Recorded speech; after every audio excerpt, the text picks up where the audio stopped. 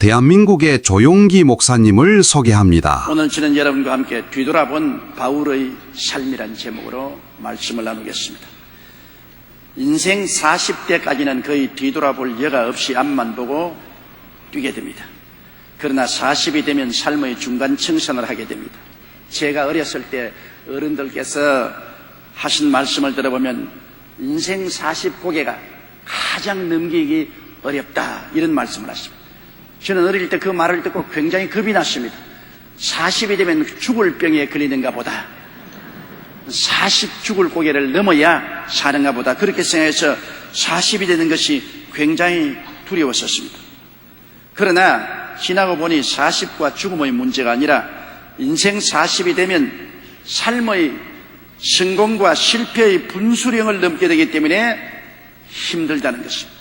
40 이후부터는 지나온 과거를 가끔 생각해 봅니다. 그러다가 60이 넘게 되면 거의 70%쯤 과거를 뒤돌아보는 시간이 많게 됩니다. 바울 선생도 이제 나이 많고 순교당할 시점이 가까워졌다고 예감했을 때 그 영의 아들 디모데에게 이렇게 편지를 썼습니다.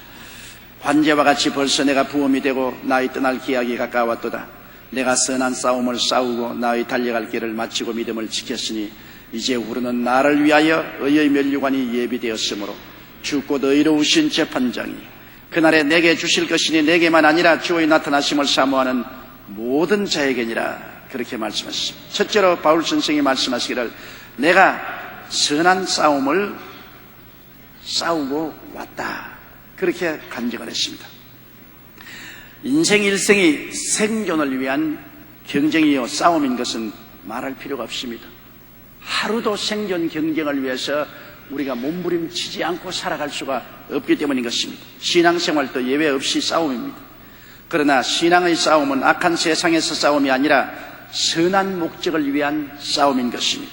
마태복음 11장 12절에 세례 요한의 때부터 지금까지 천국은 침노를 당하느니 침노한 자는 빼앗느니라고 해서 우리 신앙의 싸움이란 끊임없이 주님이 우리 위해서 예비한 천국을 향해서 우리가 투쟁해 나가는 싸움인 것입니다.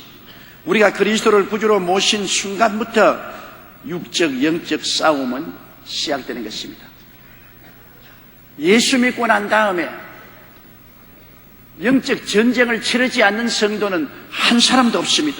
매일 매 순간 그리스도를 따를 것이냐, 마귀와 세상 유혹을 따를 것이냐, 이와 같은 마음의 갈등, 투쟁이 끊임없이 일어나고 있는 것입니다. 로마서 7장 18절로 23절에 내 속 곧 내 육신의 선한 것이 그하지 아니한 줄을 아노니 원함은 내게 있으나 선을 행하는 것은 없노라. 내가 원하는 바 선은 하지 아니하고 도리어 원치 아니한 바 악을 행하는도다. 만일 내가 원치 아니한 그것을 하면 이를 행하는 자가 내가 아니요 내 속에 거하는 죄니라.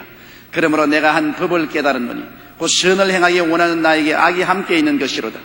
내 속 사람으로는 하나님의 법을 즐거워하되 내 지체 속에서 한 다른 법이 내 마음의 법과 싸워 내 지체 속에 있는 죄의 법 아래로 나를 사로잡아오는 것을 보는도다. 오라 나는 공고한 사람이로다. 이 사망의 문에서 누가 나를 건져내랴. 바울은 탄식했습니다. 끊임없이 우리 개인 속에 갈등과 싸움이 있습니다. 내게 선을 행하기 때문에 마음에 대해서 악으로 끌고 가는 내 육체 속에 죄악의 법과 끝없는 싸움이 계속되는 것입니다. 선한 싸움을 싸우지 아니할 수 없습니다. 왜 예수를 믿으면서 죄를 지느냐, 옛날과 무엇이 다르냐, 그렇게 묻는 사람이 있는데 예수 믿는다고 당장 발등 밑에 날개가 달려 천사가 되는 것은 아닙니다. 예수를 믿는 그 순간에 그리스도가 우리 속에 들어오므로 선과 악의 싸움이 시작된다는 것입니다. 옛날에는 거리낌 없이 죄와 육신의 정욕과 세상과 마귀를 따라갔으나 이제는 예수님이 들어와 계심으로 이제는 끊임없는 육신의 정욕과 세상과 마귀와 싸우고 넘어지면 또 자빠지면서 상처를 비비고 일어나서 예수님을 따라가는 이러한 투쟁이 시작된다는 것입니다. 에베소 6장 12절에 우리의 씨름은 혈과 육에 대한 것이 아니요 정사와 권세와 이 어두움의 세상 주관자들과 하늘에 있는 악의 영들에 대함이라 했습니다. 마귀와 그 사자들이 우리를 그냥 내버려 두지 않습니다. 어찌하는지 다시 세상과 마귀의 권세로 끌어가려고 끊임없이 우리를 도전하고 유혹하기 때문에 우리는 싸울 수밖에 없습니다. 신앙생활이란 끝없는 투쟁입니다. 바울이 말한 것처럼 내가 선한 싸움을 평생도록 싸웠다고 하는 것처럼 우리 싸움이 없는 신앙생활에는 있을 수 없습니다. 예수님을 믿고 천국 가는 목표는 고상하지 않습니까? 이 세상의 어떠한 목표보다도 가장 고상한 것이 예수 믿고 천국 가는 것입니다. 목표가 고상할수록 거기에 도달하는 길은 험하고 원수도 많습니다. 이 세상에도 목표가 낮으면 싸움도 없지요. 고상한 목표를 두고 나아가려면 경쟁도 많고 싸움도 많고 험난한 길을 걸어가야 되지 않습니까? 천국 가는 길에 어떻게 험난한 싸움이 없을 수가 있겠습니까? 여러분, 우리는 이 땅에 살면서 하늘나라를 향해서 걸어가려고 할 때 끊임없는 육체와 마귀와 세상과 싸워야 되는 것입니다. 이스라엘 백성이 가나안 땅에 이르기까지 그들은 애굽에서 바로왕과 싸워서 바로왕에서 해방을 쟁취하고 나와야 되었습니다. 그리고 홍해수가에 왔을 때는 홍해 바다가 앞을 가로막고 바로가 대군대를 거느리고 그들을 또 사로잡으러 오며 거기에서 어마어마한 마음의 고통과 괴로움과 몸부림의 싸움을 했습니다. 그리고 그들은 홍해를 건너와서는 광야의 자연과 싸워야 됐습니다. 물이 없지요, 바람 불지요, 해는 뜨겁지요, 쉴 곳은 없지요, 양식은 부족하지요. 그들은 어마어마하게 자연과 싸워야 됐습니다. 또 가나안 땅에 들어올 때도 하나님이 가나안 땅을 주셨지만은 미리 가나안 땅을 점령하고 있는 7 족속하고 피투성이 싸움을 해서 한 발자국 한 발자국 점령해 나가야만 된 것입니다. 신명기 7장 1절로 2절에 내 하나님 야훼께서 너를 인도하사 내가 가서 얻을 땅으로 들이시고 내 앞에서 여러 민족 헷 족속과 기르가스 족속과 아모리 족속과 가나안 족속과 브리스 족속과 히위 족속과 여부스 족속과 너보다 많고 힘이 있는 7 족속을 쫓아내실 때 내 하나님 야훼께서 그들을 내게 붙여 너로 치게 하시리니 그때 너는 그들을 진멸할 것이라 그들과 무슨 언약도 말 것이라고 말씀하신 것입니다. 이처럼 우리가 천국에 이르기까지는 우리 앞에 놓여있는 원수들이 많습니다. 육신의 정욕과 싸워야 되고 세상 유혹과 싸워야 되고 세상 삶에서 느끼는 신앙생활의 갈등, 식어져가는 신앙심과 싸워야 되고 핍박과 싸워야 되는 것입니다. 선한 싸움을 싸워야 살아남습니다. 세상 삶에서도 생존 경쟁을 포기한 사람은 자살합니다. 이 세상 싸움에 도저히 감당할 수가 없고 도전에 응전할 수 없을 때 생명을 종지부치고 자살한 것입니다. 영적으로도 우리가 저 높은 곳을 향하여 날마다 싸움을 나가야 되는데 영적인 싸움을 하기 싫은 사람은 영적인 자살을 도모할 수밖에 없습니다. 영적으로 자살해버리면 그로서 끝나고 마는 것입니다. 히브리서 12장 4절로 5절에 너희가 죄와 싸우되 아직 피 흘리기까지는 대항치 아니하고 너희에게 권면하신 말씀을 잊었다고 말했습니다. 베드로전서 2장 11절에 사랑하는 자들아 나그네와 행인 같은 너희를 권하니 영혼을 거스려 싸우는 육체의 정욕을 제어하라. 끊임없이 우리 영혼을 거스리는 싸움이 있다고 성경은 말하고 있는 것입니다. 그렇기 때문에 우리의 신앙생활에 싸움이 있는 것을 이상하게 생각하지 마십시오. 왜 내 마음속에 갈등이 있고 신앙 때문에 우리 가정에 갈등과 충돌이 있고 내 직장에서 사회에서 끊임없는 신앙의 고통과 갈등이 있느냐? 예수 믿고 평안하다고 하는데 왜 갈등을 가졌느냐? 제가 불광동에서 목회할 때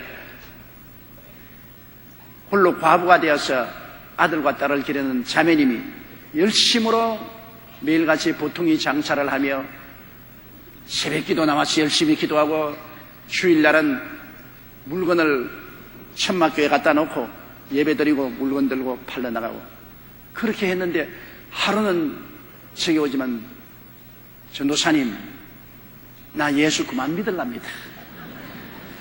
여태까지 새벽기도 열심히 오시고 주일날 또 그렇게 열심히 하시고 그러신 분이 그만둔다면 어떻게 합니까? 내가 예수 믿기 전에는요 편안하게 살았어요. 거짓말도 하고요 욕도 하고 싸움도 하고요 내가 편안하게 살았는데 예수 믿고 난 다음 왜 이렇게 마음에 갈등이 많습니까?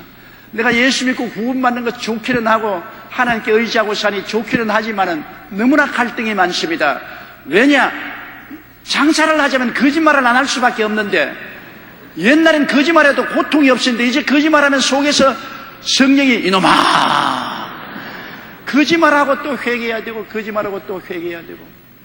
그리고 옛날에는 마음대로 내가 뭐 배운 게 있습니까? 팔뚝 긋고 싸웠는데 이제는 싸우면 싸웠다고 또 하나님 우중하시지.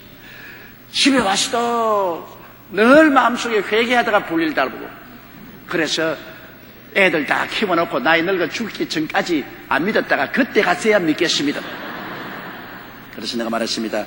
자매님, 예수 믿는 생활하는 것은 끝없는 싸움입니다.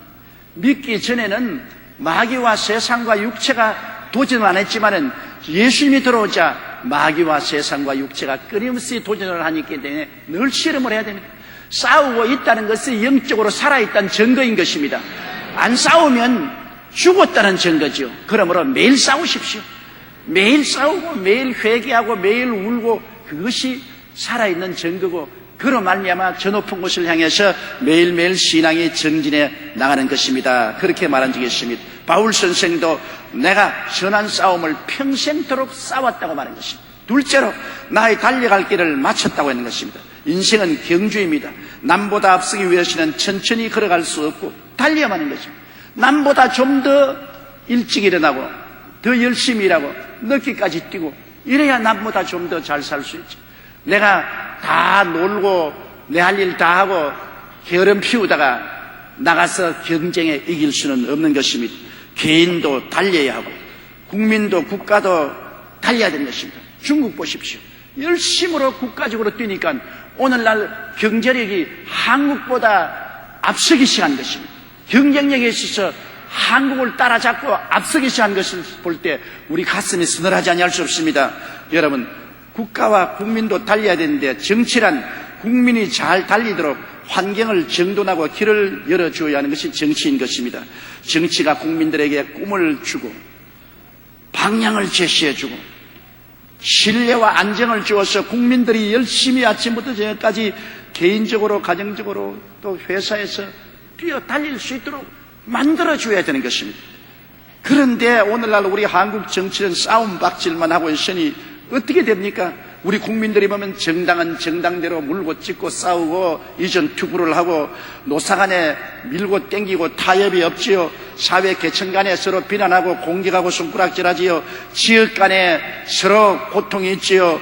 님비 현상으로 우리에게는 절대로 나쁜 시설을 가져올 수 없다. 다른 데 가져가라. 이래서 국가기관 사업과 시설도 마음대로 할 수 없지요. 이러한 혼란 가운데 국민은 갈피를 잡을 수가 없고 뛸 수가 없어요. 어느 방향으로 뛰어야 될지 알 수가 없습니다. 안심하고 우리가 갈 방향을 제시해 주어야 경쟁에 이길 수가 있어요. 달려갈 길을 달려갈 수가 있는 것입니다. 오늘 우리 한국의 슬픔은 아무리 달려가려고 해도 달려갈 비전도 없고 방향도 없고 신뢰를 할 수 없고 안정이 없기 때문에 그만 앉아서 관망하는 사이에 외국은 다 뛰고 달려가고 우리만 뒤처지고 있는 것입니다. 우리는 인생 낙오자가 결코 되지 말아야 돼요. 1988년 9월 서울 올림픽 때 캐나다는 국가적인 영웅이고 세계적인 육상 선수로 세계에서 가장 빠른 선수를 보유하고 있다고 자랑스러워 했습니다. 벤 존슨이 약물 복용으로 선수의 자격을 발당하여 그의 모든 기록이 깨끗이 취소되고 말했습니다. 카나다 정부와 국민들은 전부 낙담했습니다. 벤 존슨은 세계적인 단거리 선수였는데 약물을 먹었습니다. 기자가 그에게 왜 약물 복용을 했는가 질문하자 솔직히 저는 그동안 훈련을 게을리 해왔습니다. 의욕이 없었습니다. 챔피언의 명예를 잃고 싶지 않았기 때문에 할 수 없이 약물을 복용했다고 말한 것입니다. 유혹을 상실하고 훈련을 피하면 낙오자가 되는 것입니다. 개인이나 가정이나 국가나 의욕 상실하고 훈련을 피하면 낙오자 되죠. 오늘날 우리 민족이 우리나라가 낙오자가 될 위기에 처했습니다. 왜냐하면 개인은 개인대로 국민은 국민대로 기업은 기업대로 방향 감각을 상실하고 의욕을 상실하고 투자를 게을리하고 낙심하고 있습니다. 나고자가 되죠. 요사이 뉴스에 보면은 에든 킹 이야기가 나옵니다. 티타늄 다리의 천사라고 하는데 에든 킹은 태어나면서부터 손가락에 모두 붙어있고 뼈가 굳고 다리가 썩어 들어가는 희귀병을 앓았습니다. 그는 한국 어린이인데 지난 95년에 미국의 양부모 가정에 입양된 이후에 3차례 손가락 분리수술과 허벅지 아래 절단하여 티타늄 다리 박는 대수술을 했습니다. 여러분 텔레비 보았지요? 쇠다리 2다리 가지고 있는 어린 소년. 그럼에도 12살인 이 어린 소년은 좌절하지 않고 강한 정신력으로 장애를 극복하고 태권도로 파란 띠를 딸 정도가 되었습니다. 이번 경주에서 열리는 국제여자 태권도 오픈 대회 명예 홍보대사로 한국을 방문해서 태권도를 하는 것이 텔레비에 나온 것을 보고 제가 놀랐습니다. 다리도 없습니다. 티타늄 쇠 2 막대기만 달려있는 그런 다리를 가지고도 그가 말하기를 사람이 무엇을 하겠다고 결심을 하면은 어떠한 장애인이라도 못할 일이 없다고 그렇게 말하는 것을 듣고 굉장히 마음속에 감동을 느꼈습니다. 여러분 신앙생활도 경주입니다. 이스라엘 백성은 애굽에서 출발하여 뛰어서 홍해로 나오고 홍해에서 또 광야로 뛰어가고 광야에서 그들은 여러 가지 시련과 환난과 싸우면서 가데스 바네아까지 와서 그 다음 가나안까지 달려 들어오게 된 것입니다. 그 중에 많은 낙오자들이 생겼습니다. 불순종과 불신앙과 거역함이 낙오자를 만들어버리고 말한 것입니다. 시편 106편 28절로 29절에 저희가 또 바알 부울과 연합하여 죽은 자에게 제사한 음식을 먹어서 그 행위를 주를 경록케 함으로 인하여 재앙이 그 중에 유행하였다고 말했습니다. 시편 106편 24절로 27절에 저희가 낙토를 멸시하며 그 말씀을 믿지 아니하고 저희 장막에서 원망하며 야훼의 말씀을 정종치 아니하였도다. 이러므로 제가 맹세하시기를 저희로 광야에 엎드러지게 하고 또 그 후손을 열방 중에 엎드려뜨리며 각지에 흩어지게 하리라 하셨도다. 신앙생활 경주에도 우리가 끝까지 달려가지 못하고 중도에서 머뭇거리고 세상으로 돌아가면 버림을 당고 마는 것입니다. 여러분 우리 교회를 보십시오. 우리 교회는 1958년 대조마을에서 시작해서 그때부터 달리기 시작한 것입니다. 아무것도 쥔 것 없이 맨발 벗고 뛰기 시작한 것입니다. 1961년 서대문으로 왔고 1973년도 여의도로 왔고 그리고 대한민국 전국으로 전 세계로 숨가쁘게 달려왔고 지금도 우리가 달리고 있습니다. 달리는 것을 거치면 그때로부터 후퇴하는 것입니다.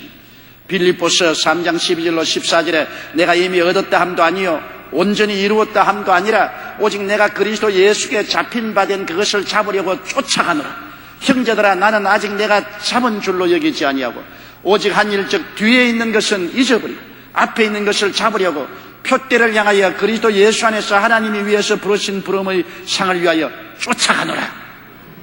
신앙이라는 것은 끊임없이 쫓아가는 것입니다. 쫓아가는 것을 쉬면 안 됩니다. 표대를 향하여 우리가 출발했으면 끊임없이 다른 박질 해야지요. 개인 신앙생활도 영적인 다른 박질입니다. 신앙이 매일 앞으로 전진해야지 주저앉으면 안 되는 것입니다. 히브리서 12장 1절에 이러므로 우리에게 구름같이 둘러싼 허다한 정인들이 있으니 모든 무거운 것과 얼매기 쉬운 죄를 벗어버리고 인내로서 우리 앞에 당한 경주를 경주하라고 말했습니다. 히브리서 10장 37절 38절에 잠시 잠깐 후면 오시리가 오시리니 지체치 아니하리라. 오직 나의 의인은 믿음으로 말미암아 살리라. 또한 뒤로 물러가면 내 마음이 저를 기뻐하지 아니하리라고 말씀하셨습니다. 게을러 주저앉거나 불순종 불신앙으로 반역하면 낙오자가 되는 것입니다. 우리는 결코 낙오자가 되어서는 안 됩니다. 운동장에서 다름질하는 자들이 다 달아날지라도 오직 상을 얻는 자는 하나인 줄을 너희가 알지 못하느냐. 너희도 얻도록 이와 같이 다름질하라. 그렇게 말한 것입니다. 우리는 기도로 다름질하고 성경 읽기로 다름질하고 전도로 다름질하고 봉사와 헌신으로 다름질을 해야 되는 것입니다. 뛰기를 거치면 안 됩니다. 모든 사람들이 뛰고 있습니다. 우리는 함께 뛰어서 경쟁에 이겨야 되는 것입니다. 그러므로 뒤를 돌아보면 안 돼요. 장기를 들고 뒤를 돌아보면 하늘나라에 합당치 않다고 했습니다. 한번 출발했으면 끝까지 뛰어야지. 뒤를 돌아보고 낙오하고 주저앉으면 버림을 받고 마는 것입니다. 하나님이 여러분과 저를 택해서 하늘나라를 주시려고 부르셨으니 우린 부르신 부르심을 향해서 힘들어도 가야 되고 울면서 가야 되고 고통당하면서도 가야 되는 것입니다. 그럴 때 우리는 오링할 수 있게 되는 것입니다. 셋째, 바울 선생은 믿음을 지켰다고 말했습니다. 내가 선한 싸움을 싸우고 달려갈 길을 달려가고 믿음을 지켰다. 야, 이거 얼마나 놀라운 일인 것입니까? 하나님이 주신 믿음을 끝까지 우리가 간수해야 되는 것입니다. 이스라엘 백성은 가나안 땅에 들어온 후 그 땅을 지키지 못했습니다. 하나님이 주신 젖과 꿀이 흐르는 땅을 받고 난 다음에 그만 그 땅을 못 지키고 빼앗기고 포로로 잡혀가고 마는 것입니다. 하나님을 떠나 우상 숭배를 하고 세상과 마귀를 따라갔기 때문인 것입니다. 시편 106편 34절로 36절에 저희가 야훼의 명을 쫓지 아니하여 이족들을 멸하지 아니하고 열방과 섞여서 그 행위를 배우며 그 우상들을 섬김으로 그것이 저희에게 올무가 되었다고 말했습니다. 40절로 41절에 그러므로 야훼께서 자기 백성에게 맹렬히 노하시며 자기 기업을 미워하사 저희를 열방의 손에 붙이심에 저희를 미워하는 자들이 저희를 치리하셨다고 말한 것입니다. 믿음에 도달했으면 우리가 믿음의 구석에 서서 다시는 세상과 마귀와 타협하지 말고 나아가야지. 세상과 마귀와 타협해서 믿음이 있는지 없는지 모르고 세상이 꽉 들어오게 되면 그로서 우리는 버림을 당고 말게 될 위험이 있는 것입니다. 믿음을 지키지 못한 기독교 세계를 보십시오. 구라파는 기독교 문화만 남고 신앙은 잃어버린 상태입니다. 우리가 쉽게 생각하기를 구라파는 기독교 국가라고 했는데 과거의 기독교 국가였죠. 지금도 가면은 정치, 경제, 교육, 문화, 군사 사는 모든 것에 기독교의 형식은 다 가지고 있습니다. 기독교 문화는 다 가지고 있습니다. 그러나 내용인즉 그들이 하나님 아버지와 예수님을 믿느냐? 믿지 않습니다. 제가 이번에 영국에 가서 우리 세계 하나님의 성회 실행위원회에 참석했다 왔지만은 영국에 보면 영국 국민들에게 하나님이 살아계신 것을 믿느냐고 갤럽 조사를 해보니까 60%가 하나님이 살아계신 것을 믿지 않는다고 말했었어요. 영국 국민들이 얼마나 교회 나가느냐? 주일 교회 나가는 숫자는 전체 국민의 5%밖에 안 되는 것입니다. 영국은 기독교 대국이었고 한때 기독교 대국이었을 때 그들은 국력이 신장해서 세계를 점령한 리더였습니다만 오늘날에 와서는 아주 물거품같이 꺼져가는 것은 하나님을 경외하는 신앙심을 잃어버리고 하나님을 예배하지 않습니다. 오히려 우리 한국 사람들이 영국보다 훨씬 예수 믿는 사람이 많고 실제 교회에 와서 주를 경배하는 사람들이 많은 것입니다. 성경은 뭐라고 말하는 것입니까? 나를 믿는 백성은 머리가 되고 꼴이 되지 않고 위에 있고 아래 내려가지 않고 남에게 구워줄 때도 구지 않겠다고 했는데 하나님을 저버리면 하나님도 저를 저버리죠. 제가 나를 사랑한 적 내가 저를 건지리라. 제가 내 이름을 안 적 내가 저를 높이리라. 제가 내게 간구하리니 내가 응답하리라고 말씀하신 것입니다. 미국도 급속히 세속화하고 있어서 정말 가슴이 아픕니다. 미국 엘라바마주 법원 청사에 10계명 돌판이 있었습니다. 예수님을 잘 믿을 때 그들은 10계명 돌판을 해서 세웠습니다. 그런데 치열한 논란 끝에 8월 27일 철거했습니다. 여러분 뉴스에 보았지요. 연방 대법원은 10계명이 국가가 특정 종교를 장려 못하게 한 법을 어겼다고 철거 명령을 내렸습니다. 100명의 성도들이 모여 눈물로 철야 기도했고 철거를 지향한 엘라바마주 대법원장은 정직되었습니다. 연방 대법원은 1980년 공립학교 교실 벽에 10계명을 개최하지 못하도록 금지하기도 했습니다.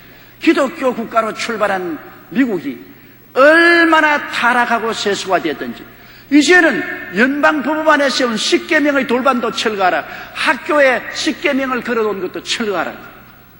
케네디 대통령 재직 때인 1963년에 대법원이 공립학교에서 성경 교육할 수 없다고 판결한 이후 30년간 국가적으로 얼마나 표류했던지 폭력 범죄가 560% 상승했고 사생아가 400% 증가하고 결손가정 아동이 3배가 늘고 10대 자살은 200% 늘고 대학 입학시험 성적은 80%가 하락했다고 미국 전 교육부 장관 윌리엄 베네시 책에 발표했습니다. 하나님을 버리면 인생은 자기를 버리고 사회를 버리고 국가를 버리고 내려막길 인생길을 걸어가게 되는 것입니다. 여러분, 한국 교회도 점점 성식화되고 식어져가고 있어서 큰 걱정입니다. 우리 한국이 지금까지 하나님 앞에 복을 받은 이유가 어디에 있습니까? 정치를 잘했습니까? 경제를 잘 운영했습니까? 국민이 잘 단결해서 살아왔습니까? 그렇지 않지 않아요. 우리는 늘 혼란과 혼돈 속에 살았지만은, 그러나 그 가운데 하나님이 우리나라에 복을 주셔서 우리 국민의 25% 이상이 예수를 믿고 주님 안에 들어와서 1200만의 성도가 되었습니다. 이들이 하나님께 부르짖어 기도하고 주님을 간절히 찾았기 때문에 하나님이 우리나라에 오늘날처럼 복을 주신 것입니다. 그런데 요사이 우리가 어떻게 되었습니까? 요한계시록 3장 15절에 내가 내 행위를 아노니 내가 차지도 아니하고 더웁지도 아니하도다. 내가 차든지 더웁든지 하기를 원하노라고 했는 것입니다. 우리 한국교회가 이제 차지도 아니하고 더웁지도 아니하고 미지근하게 되고, 그렇게 열심히 했던 새벽기도나 철야기도나 모임이나 이런 것이 점점 약해져 가고 있습니다. 이것이 두려움인 것입니다. 어떠한 역경이 있어도 우리가 하나님을 찾고 하나님이 우리와 같이 계신 이상은 우리가 승리했습니다. 북한과 우리와 체제 경쟁을 보십시오. 공산주의와 자유민주주의와의 체제 경쟁에서 6.25 사변 난 후 1953년 이후에 오늘까지 우리가 월등하게 공산주의 체제보다도 20배나 넘게 앞섰습니다. 우린 체제를 통해서 볼 때 이미 북한과의 싸움에서 이겨버리고 말한 것입니다. 북한은 져서 초조하고 어찌할 바를 모르기 때문에 원자탄이라도 만들어서 자기 체제를 보호하려고 할 처지인 것입니다. 어떻게 해서 우리가 이런 체제 경쟁에 서겠습니까? 북한은 야훼를 경외하지 아니하고 그리스도를 북한 땅에서 몰아내어 쫓았습니다.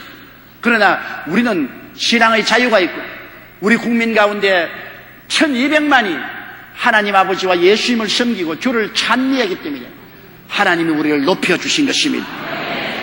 여러분, 우리 교회는 초대 그 뜨거움을 잃지 하고 있는가 가슴에 손을 얹고 생각해야 됩니다. 우리도 불광동이나 서대문, 여의도에 처음 나왔을 때의 그 뜨거움은 말로 형용할 수 없었습니다. 우리의 셀 리더들의 뜨거운 열심과 헌신, 성도들의 뜨거운 기도는 가히 세계를 진동시켰습니다. 그러나 오늘날에 와서 우리는 많이 식어졌다는 것을 사실 강단에 있는 저로부터 시작해서 고백하지 아니할 수가 없습니다. 요한계시록 3장 19절 20절에 물은 내가 사랑하는 자를 책망하여 징계하노니 그러므로 내가 열심을 내라 회개하라 볼지어다 내가 문 밖에 서서 두드리느니 누구든지 내 음성을 듣고 문을 열면 내가 그에게로 들어가 그로 더불어 먹고 그는 나와 더불어 먹으리라고 말씀하고 있는 것입니다. 그러므로 우리가 회개하여 열심을 내게 되시기를 주의 이름으로 축원합니다. 고린도전서 10장 12절에 선자는 넘어질까 조심하라. 우리가 섰다고 생각하면 넘어질까 조심해야 되는 것입니다. 조심하지 않고 오만에 행하다가는 넘어져서 박살이 나는 것입니다. 여러분, 축성보다 수성이 어렵다. 성을 짓는 것보다 성을 지키기가 어렵다. 사업도 사업을 시작하는 것보다도 사업을 이루어 놓은 것을 지키기가 더 힘든 것입니다. 그러므로 3대 가는 부자가 없다는 점입니다. 부자가 열심히 일을 해서 사업을 일으켜 부자가 되어도 그것을 3대로 지키지를 못한다는 것입니다. 미국이 이라크 전쟁을 승리한 후에 이제 평화를 지키는 것에 더 고전하고 있지 않습니까? 이라크와 전쟁할 때 죽은 사람보다 전쟁에 이기고 난 다음 이라크를 평정하기 위해서 지키는데 오늘 미국 병사가 더 많이 죽고 있는 것입니다. 유엔 사무소 자살 폭탄 테러로 23명이 죽었고 열흘 만인 지난 29일 10년간 중동에서 발생한 최악의 초대형 차량 폭탄 테러로 미국의 이라크 통치에 적극 협력해온 이라크 시아파 최고 지도자 중 한 명을 포함한 95명이 사망하고 140명이 부상을 했습니다. 이 보세요. 전쟁에 이기는 것보다도 이기고 난 다음에 평정을 지키는 것이 더 힘든다는 것을 알 수 있는 것입니다. 그렇기 때문에 우리가 예수 믿는 것도 중요하지만은 믿고 난 다음에 믿음을 지키는 것이 더 힘든 것입니다. 뜨겁게 시작했다가 나중에 물거품같이 꺼지는 사람이 얼마나 많습니까? 게으르지 말고 열심을 품고 주를 섬기라고 성경은 말합니다. 로마서 12장 11절로 12절에 부지런하여 게으르지 말고 열심을 품고 주를 섬기라. 소망 중에 즐거워하며 환난 중에 참으며 기도에 항상 힘쓰라고 말한 것입니다. 그렇기 때문에 우리가 우리의 신앙을 뜨겁게 지키기 위해서는 성령님, 하늘의 도우미님을 멀리하지 말아야 됩니다. 여러분, 우리가 세상에도 도움을 바라면 도우미가 있지 않습니까? 우리가 아파도 당첨하라도 아파도 도우미들이 도와주지 않습니까? 우리의 신앙의 도우미가 계십니다. 성령인 것입니다. 주님이 내가 너를 고아와 같이 버려주지 않고 내가 너에게로 오리라. 내가 성령을 보내겠다고 말했습니다. 성령도 우리 연약함을 도우십니다. 그러므로 성령님의 도우심을 끊임없이 구해야 우리의 마음이 식어지지 않습니다. 요한복음 14장 16절에 내가 아버지께 구하겠으니 그가 또 다른 보혜사를 너에게 주사 영원토록 너희와 함께 있게 하시라 하심으로, 성령 보혜사는 여러분 예수 믿을 때 시작한 성령께서 지금도 같이 계시고 천당 갈 때까지 같이 계시는 것입니다. 로마서 8장 14절에 무릇 하나님의 영으로 인도함을 받는 그들은 곧 하나님의 아들이시니, 우리가 늘 성령님을 인정하고 환영하고 모시드리고 의지하여 성령의 인도를 받아야 되는 것입니다. 로마서 8장 20절에 이와 같이 성령도 우리 연약함을 도우신다고 말한 것입니다. 연약하다고 탄식하지 마십시오. 성령의 도우심만 구하면 연약을 이길 수가 있습니다. 기도 못한다고요? 성령이 도와주십니다. 말씀 못 읽는다고요? 성령이 도와주십니다. 전도 못한다고요? 성령이 도와주시는 것입니다. 도우미가 있으니까 도움을 청하십시오. 말씀과 기도를 멀리하면 우리 신앙이 식어집니다. 마태복음 4장 4절에 사람이 떡으로만 살 것이 아니요 하나님이 불어나오는 모든 말씀으로 살 것이라고 말했으며, 베드로전서 4장 7절에 만물의 마지막에 가까웠으니 그러므로 너희는 정신을 차리고 근신하여 기도하라고 말한 것입니다. 유명한 D.L. 무디 목사님은 그러난 후에 하나님 앞에서 온전히 살기로 서야겠지만 늘 넘어지곤 했습니다. 이래서 안 되겠다고 생각하고 산으로 들어가서 기도하고 부흥회도 주차 다녔습니다. 그러나 그곳에서 받은 은혜가 한 달을 못 갔습니다. 그래서 그는 말하기를, 나는 길가에 뿌려진 씨앗처럼 말씀의 씨가 자라지 못하는 마음밭인가 보다고 탄식했습니다. 무리는 탄식하며 자신을 혐오했습니다. 그러던 어느 날 문득 펴던 말씀이 로마서 10장 16절로 17절이었습니다. 그러나 저희가 다 복음을 순종치 아니하였도다. 이사야가 가로되 주여 우리의 전하는 바를 누가 믿었나이까 하였으니, 그러므로 믿음은 들음에서 나며 들음은 그리스도의 말씀으로 말미암느니라. 이 말씀을 일딱 확 마음속에 깨달음이 왔습니다. 말씀이 믿음을 붙잡아주는구나. 내 믿음이 흔들흔들 하는데 믿음은 들음에서 나며 들음은 그리스도의 말씀으로 말미암느니라. 그래서 매일 새벽마다 성경을 묵상하게 되었습니다. 그 후 무디는 믿음이 강해져서 세계를 복음으로 흔드는 신앙의 거장이 될 수가 있었습니다. 무디는 말하기를, 성경은 내게 필요할 때 침상이 되었고 어두울 때 등불이 되었네. 일할 때 연장이 되었고 찬미할 때 악기가 되었네. 무지할 때 스승이 되었고 헛발을 뒤져 빠질 때 반석이 되었다고 말한 것입니다. 여러분, 그러므로 말씀이 우리를 붙잡아 줍니다. 매일같이 말씀을 읽어야 돼요. 매일같이 말씀을 묵상해야 돼요. 그래야 넘어지고 쓰러지는 신자가 안 되는 것입니다. 그리고 예수 믿는 사람이 뜨거운 신앙을 계속하기 위해서는 헌신과 봉사를 멀리하지 말아야 되는 것입니다. 베드로전서 4장 10절 11절에 각각 은사를 받은 대로 하나님의 각양 은혜를 받은 선한 청지기 같이 서로 봉사하라. 이는 범사에 예수 그리스도로 말미암아 하나님의 영광을 받으시게 하려 함이라. 봉사해야 신앙이 살아 움직입니다. 봉사하지 아니하면 신앙이 식어지는 것입니다. 갈라디아서 6장 8절로 9절에 자기의 육체를 위하여 심는 자는 육체로부터 썩어진 것을 거두고 성령을 위하여 심는 자는 성령으로부터 영생을 거두리라. 우리가 선을 행하되 낙심하지 말지니 피곤하지 아니하면 때가 이르면 그들이라고 말씀한 것입니다. 우리가 봉사하며 하나님을 늘 앙망하면 하나님께서 우리에게 새 힘을 부어주시는 것입니다. 일하는 사람에게 힘을 주지 일 안 하는데 왜 힘을 줍니까? 성경에도 일하는 소에게 망해를 씌우지 말라고 말하는 것입니다. 우리가 봉사하고 일할 때 하나님의 은혜를 늘 부어주시는 것입니다. 여러분, 우리가 신앙생활할 때 열심히 기도도 해야 되고 그리고 열심히 일도 해야 되는 것입니다. 어떤 나이 많은 어부가 젊은 어부에게 노를 맡겼습니다. 그 노를 맡아서 보니까 한쪽 노예는 일하라 선호하고 다른 노예는 기도하라 그렇게 선호하셨습니다. 이 글귀를 본 젊은이가, 어르신, 사람이 일만 열심히 하면 되지 뭐 일하면서 기도는 왜 해요? 왜 해? 그러니까 할아버지는, 그러면 너 노지올 때 기도하라는 노는 지었지 마라. 묶어놓고 일하라는 노만 지어라. 그래서 청년이 일하라는 노만 자꾸 지으니까 배가 뱅글뱅글 돌고 안 나가거든. 이 뱅글뱅글 돌고 안 나오는데 그 봐라. 일하라는 노도 적고 기도하라는 노도 적고 둘을 함께 저어야 앞을 배가 나가지 않느냐. 그러므로 기도만 하고 앉아있어도 안 되고 일만 해도 안 된다. 기도하고 일하고 기도하면 앞으로 나아간다. 그렇게 말했습니다. 우리 신앙도 한 가지입니다, 여러분. 우리가 일만 한다고 앞으로 발전하나요? 뱅글뱅글 돌지. 그러면 나는 일 안 하고 기도만 하겠다고 교회 와서 엎드려 기도만 하면 됩니까? 또 뱅글뱅글 돌지. 우리는 일하면서 기도하고 기도하면서 일할 때 앞으로 나갈 수가 있는 것입니다. 넷째로 바울 선생이 말하기를 이제 나를 위하여 의의 면류관이 예비되었다고 하겠습니다. 내가 선한 싸움을 싸우고 달려갈 길을 다 달려가고 믿음을 지켰으니 이제 나를 위하여 의의 면류관이 예비되었다. 우리의 종말에는 의의 면류관이 예비되어 있는 것입니다. 끝까지 이긴 자에게 주는 면류관이 있습니다. 그 나라와 그 일을 먼저 구하면서 우리가 끊임없이 살아가면 천국에는 면류관을 받습니다. 고린도전서 9장 25절에 이기기를 다투는 자마다 모든 일에 절제하나니 저희는 썩을 면류관을 얻고자 하되 우리는 썩지 아니할 것을 얻고자 하느라고 말한 것입니다. 황영주 선수가 92년 바르셀로나 올림픽에서 마라톤 42.195km를 달릴 때 32km 지점에서 너무 힘이 들어 그냥 포기하려고 작정했습니다.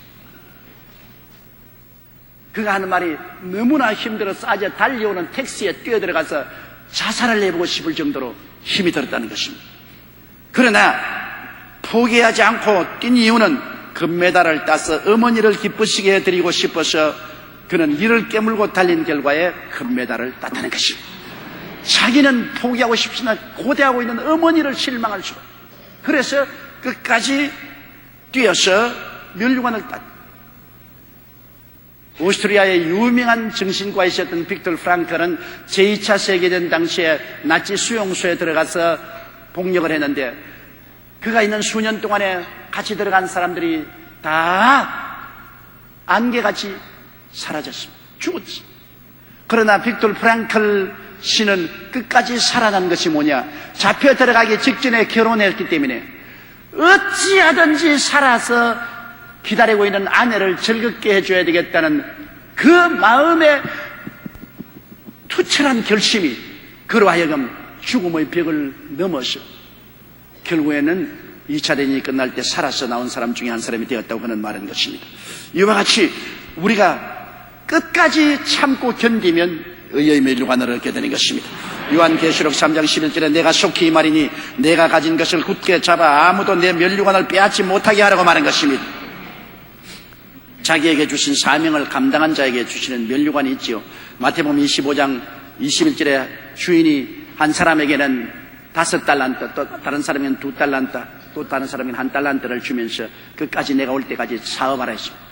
여러분, 우리에게 주는 달란트는 하나님이 주신 것입니다. 달란트가 많은 사람도 있고 적은 사람이 있지요. 5달란트, 2달란트, 1달란트. 많고 적은 능력은 다르지만은 그러나 그걸 가지고서 우리가 열심히 일을 해야 되는 것입니다. 5달란트 사는 사람은 10달란트 만들고 2달란트 사람은 4달란트 만들기 때문에 착하고 충성된 종이라고 칭찬받고 복을 받았지만 1달란트 받은 사람은 능력이 적다고 능력을 사용하지 않고 숨겨놓았다가 나중에 그대로 오니까 저주를 받아 쫓겨난 것을 우리가 알 수 있는 것입니다. 여러분, 맡겨진 사명을 끝까지 감당을 하십시오. 옛날 우리 한국에 이런 이야기 있습니다. 옛날에는 노비 제도가 있어서 한 부자가 많은 노비를 거느리고 크게 농사를 지었습니다. 큰 부자였습니다. 그러나 이제 자기가 죽게 되니까 이제 내가 죽기 전에 좋은 일을 하고 가야 되겠다. 그래서 이달, 섣달 금음에는 너희들에게 다 자유를 선포할 테니까 이제는 노비 생활하지 말고 다 자유롭게. 그날은 내가 너희들 앞에서 노비 문서를 다 불태우고 너를 자유롭게. 노비들이 노비 문서를 태우고 자유를 주니까 얼마나 좋습니까? 막 주인님 좋다고 박수를 치고. 그런데 섣단 금은날에 주인이 말하기를 집 한 단을 주면서 새끼를 가늘고 좋게 구워라. 밤새 새끼를 잘 구워라. 너희가 마지막 떠나기 전에 나를 위해서 해줄 일이 이 일이다. 그러니까 그 노비들 중에 한 부류는 미쳤다, 영감 미쳤어. 보내면 그냥 보내지 마지막 날에 새끼를 꼬라니. 에라, 빌어먹을 것도 아무렇게나 꼬야지. 그러고 그냥 새끼를 그냥 한 줌이 싸고 굵직하게 덤승. 그러나 그 중에 착한 노비들은 아니야. 끝까지 우리가 끝나기 전까지 주인을 잘 섬겨야지. 더 열심으로 정성을 해야지. 아주 곱게 밤새도록 가늘게 구하십니다. 그러니까 다른 노비들이 저 병신들 내일 아침엔 자유가 되어 떠날 것인데 네가 뭐 잘 보이겠다고 그렇게 잘 꼬느냐. 아침이 되니까 영감이 남아서 자기가 꾼 새끼를 다 들고 줄을 서라고. 어떤 놈들은 막 굵은 새끼를 떡 들고, 다른 사람들은 약하고 가늘게 잘 꼬은 새끼를 들고, 그 영감님이 그를 데리고 광 앞에서 광문을 확 열어. 놀랐습니다. 광 안에 엽전이 가득합니다. 엽전을 새끼에 다 빼라. 여러분이 미리 알고 웃으시네요. 붉은 새끼를 꼰 사람은 엽전이 들어가야 말을 하지. 엽전 못 구웠어. 그러나 약하게 꼰 사람은 엽전을 가득 구웠습니다. 그러고 난 다음은 나와라. 이제는 자유와 해방이다. 신문서를 다 불태워버리고. 가늘게 꼰 사람들은 그게 엽전을 잔뜩 꿰가지고서 걸머지고 희희낙낙하고 가는데, 굵은 새끼를 꼰 사람은 엽전 한 푼도 못 꿰었기 때문에 빈손 들고 나갈 수밖에 없었습니다. 보십시오.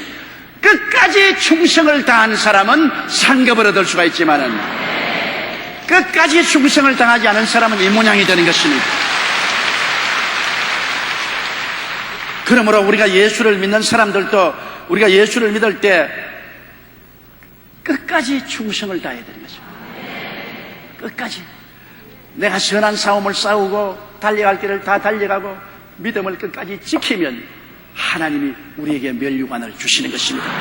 주님의 강림을 항상 사모하고 기다리는 자에게 주시는 면류관입니다. 다니엘서 12장 3절에 지혜 있는 자는 궁창의 빛과 같이 빛날 것이요 많은 사람을 옳은 대로 돌아오게 한 자는 별과 같이 영원토록 비치리라. 얼마나 놀랍습니까? 디모데후서 4장 7절로 8절에 내가 선한 싸움을 싸우고 나의 달려갈 길을 마치고 믿음을 지켰으니 이제 우리는 나를 위하여 의의 면류관이 예비되었다고 말한 것입니다.